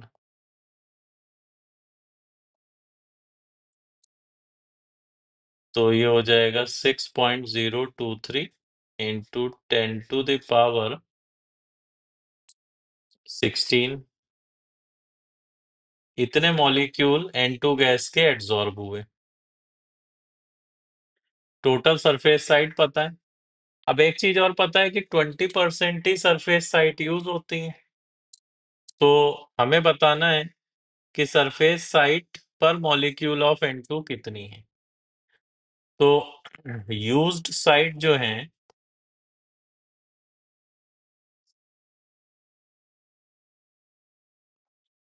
ये हो गई अपने पास 6.023 इंटू 10⁻17 और इसका 20%।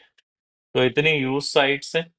एंड और मॉलिक्यूल N2 के दिए हैं हमें, तो पर मॉलिक्यूल चेक करना है। तो पर मॉलिक्यूल साइट्स जो हैं वो हो जाएंगी number of sites upon number of molecule.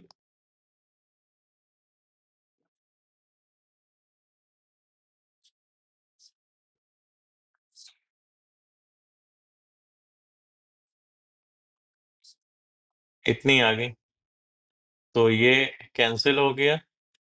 और यहां से चेक करें तो ये आ रही 2, कि 2 साइट्स हैं पर मॉलिक्यूल ऑफ N2। ठीक है भाई, क्लियर है पॉइंट? तो दिस इज योर आंसर। अब ये बेसिकली एड्सॉर्प्शन का क्वेश्चन है मोल कॉन्सेप्ट के साथ मिक्स करके। तो रिसेंटली भी 2024 में ऐसे ही क्वेश्चन मिलता जुलता था, जहाँ पे एसिटिक एसिड का एड्सॉर्प्शन हो रहा था चारकोल की सरफेस पे। ठीक है, तो अच्छा प्रोफाइल है, पूछ दिया जा सकता है, तो हमें दिमाग में रखना है कॉन्सेप्ट। नाउ अगला क्वेश्चन जो स्क्रीन पे हमें दिख रहा है, अब इसमें अगर देखो तो कैल्शियम ऑक्साइड की P4O10 से रिएक्शन कर रहे हैं, और रिएक्शन में हमें बताना है अमाउंट कैल्शियम ऑक्साइड का required when it react with 852 gram P4O10। तो वैसे तो दिक्कत नहीं है, सीधा ही क्वेश्चन है। तो देखो, P4O10 हमें दिया है 852 ग्राम। तो पहले चेक कर लो कि मोल कितने हैं P4O10 के। फास्फोरस का मोलर मास 31 होता है।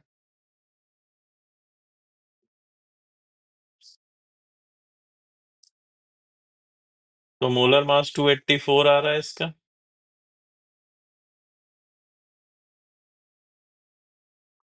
तो ये 3 मोल्स आ रहे हैं। अब 3 मोल्स P4O10 के हो गए, तो कैल्शियम ऑक्साइड का अमाउंट हमें पूछा है, तो सीधा ही दिख रहा है कि भाई कैल्शियम ऑक्साइड कितने यूज हो रहे हैं। 1 मोल P4O10 के लिए 6 मोल। तो इसके लिए कितने चाहिए, 6 × 3 चाहिए, मतलब 18 मोल। और 18 मोल चाहिए, तो मोल इंटू मोलर मास, ये आ जाएगा मास। तो मोलर मास हो गया इसका 56।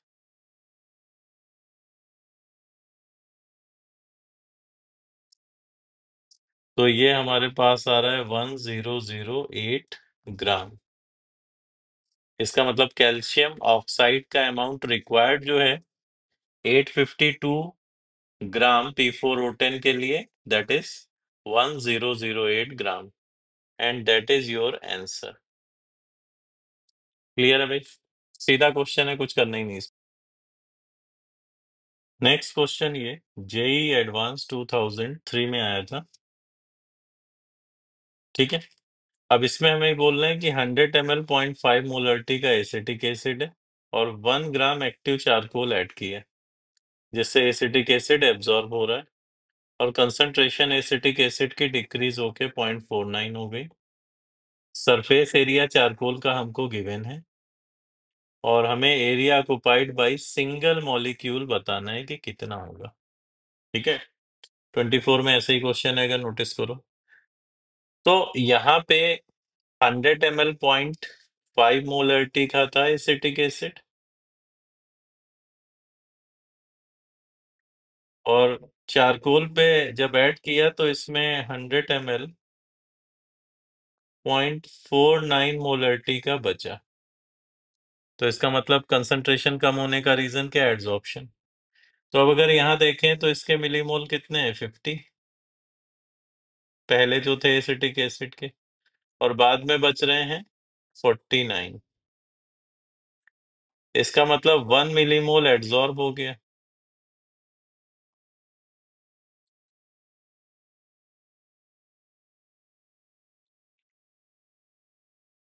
और 1 मिलीमोल एड्सॉर्ब हो गया तो इसको बोल सकते हो, इसका मतलब 10⁻³ मोल, या इंटू एवोगाड्रो नंबर कर दो, तो 10⁻³ इंटू Na, इतने मॉलिक्यूल एड्सॉर्ब हो गए एसिटिक एसिड के चारकोल की सरफेस पर। अब सरफेस एरिया चारकोल का जिस पर एड्सॉर्प्शन हुआ है वो दिया है 3.01 इंटू 10⁻²।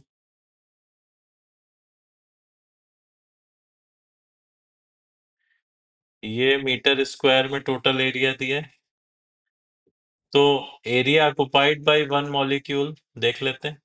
तो तुम देखो, इतने मॉलिक्यूल टोटल इतने एरिया पे एड्सॉर्ब हुए, तो एरिया पर मॉलिक्यूल आ जाएगा 3.01 into 10⁻² divided by 10⁻³ into Avogadro number, this is 6.02 into 10⁻23। तो ये टर्म हो गया 2 से कट रहा है, और वैल्यू अपने पास आ रही है 5 इंटू 10⁻⁻19। एरिया पर मॉलिक्यूल जो है वो इतने मीटर स्क्वायर है, 5 इंटू 10⁻⁻19। ठीक है, तो area occupied by single acetic acid molecule पूछा गया था, तो this is your answer. Clear है पॉइंट? तो इस तरीके से हम चेक कर सकते हैं। नाउ ये 2003 का क्वेश्चन है, सिंपल ही है। मोलैरिटी ऑफ वाटर पूछा गया है। अब भाई मोलैरिटी ऑफ प्योर कंपाउंड अगर पूछा जाए,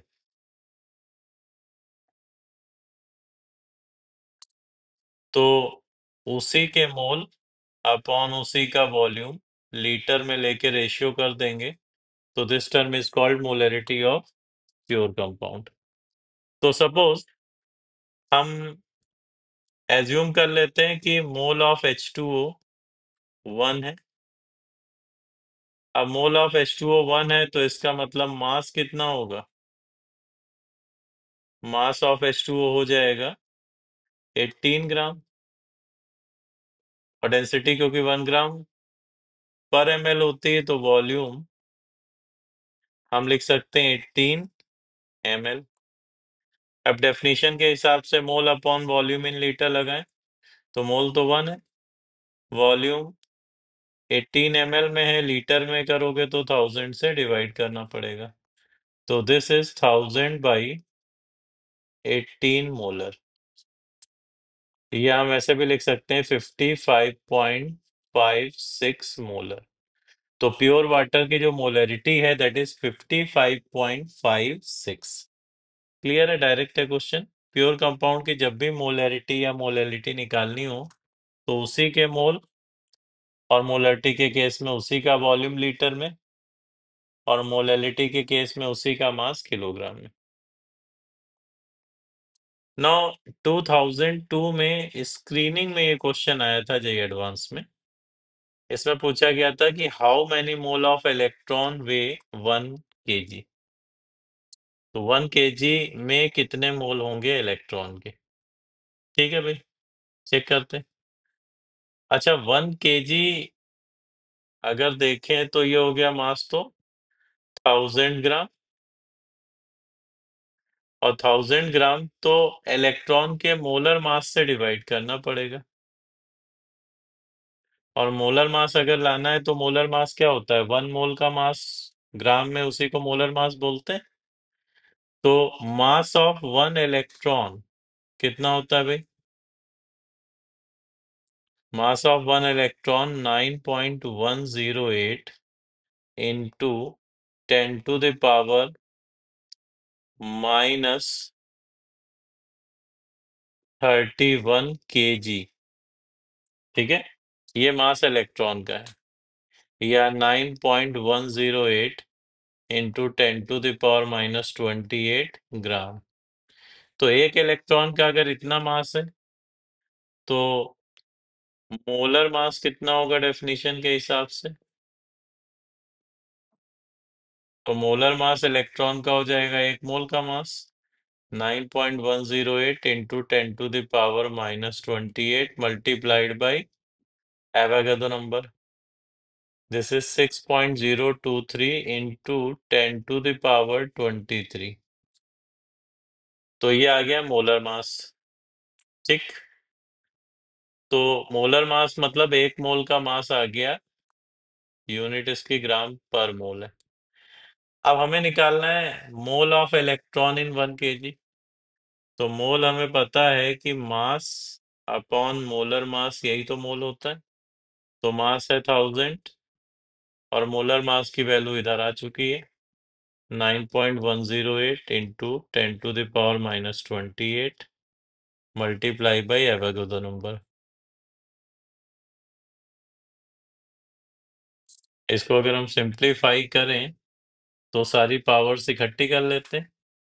-28 और +23 हो गया माइनस का 5, ऊपर आएगा तो प्लस का 5 हो जाएगा। तो ये 10⁸ डिवाइडेड बाई 9.108 इंटू 6.023, ये हमें मोल दिख रहे हैं इलेक्ट्रॉन के। तो इस पे फोकस करना, मोल क्या होता है? मास अपॉन मोलर मास। तो मास तो हमारे पास है 1 kg या 1000 ग्राम। अब हमें मोलर मास निकालना है और मोलर मास निकालने तो काम बन जाएगा। मोलर मास होता है मास ऑफ 1 मोल इन ग्राम, तभी उसकी यूनिट ग्राम पर मोल लिखोगे। तो एक का मास दिया है तो एवोगाड्रो नंबर ऑफ इलेक्ट्रॉन का मास निकाल लें, वही उसका मोलर मास होगा। और मोलर मास आ गया तो मोल निकाल लेंगे इजिली मास बाई मोलर मास करके। ठीक है। सो बच्चों, अगर ये अच्छा लगा हो वीडियो तो इसको मतलब शेयर भी करें, लाइक एंड सब्सक्राइब भी करें। ठीक है ना? और ये सारे वीडियो का पर्पज ये है कि मतलब आप लास्ट मोमेंट पे एक बार शॉर्ट में रिवाइज कर लें। इन केस अगर डाउट है कहीं तो उसको डिटेल में देख लें। सब चीजें ऑलरेडी कर चुके हैं तो एक बार अगर वीडियो आप देखते चले जाएंगे तो आपको चीजें समराइज होती चली जाएंगी, एग्जैक्टली पैटर्न क्या है, पहले क्या पैटर्न था, तो थीम क्या है, आईआईटी किस तरीके से क्वेश्चन को अलग अलग तरीके से पूछता है, वो सारी चीजें प्रॉपर रहेंगी दिमाग में। क्लियर? ओके बच्चों, थैंक यू।